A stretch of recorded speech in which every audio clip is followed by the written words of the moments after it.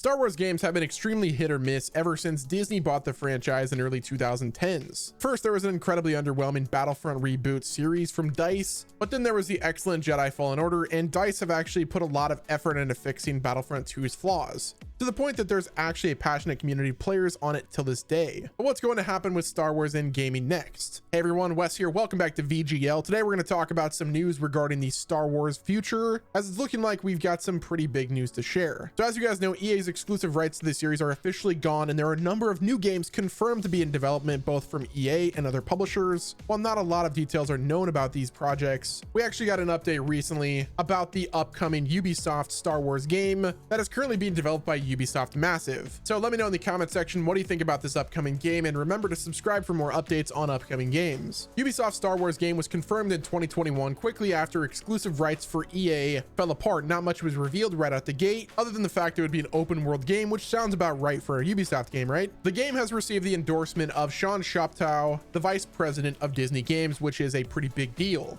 We recently got an update on the game's development from the developers themselves, and while this was initially exciting, fans quickly realized the truth of this information. Ubisoft's creative director Julian Geraghty recently tweeted out, "Happy New Year to you all. 2023 is going to be huge for us. Join the adventure," with a picture of the Star Wars logo and all of the logos of the studios working in the Ubisoft Star Wars game. Now, initially, the internet does what the internet does, and people took this as confirmation that the game is actually going to drop in 2023, but when you look at the details, I don't think that's the case. The game only started development in late 2021 at the absolute earliest, so getting that game out in less than 2 years seems unlikely. On top of that, the game's creative director later clarified the tweet that it was only meant to say it was a big year for work on the game rather than the game actually coming out or being revealed. The game itself likely won't come out until 2024 or 25, but don't be too discouraged, because on top of that bad news, we actually got a pretty massive and awesome update alongside it. According to Insider Gaming on Twitter, who is known to have numerous inside sources, it's currently owned by Tom Henderson,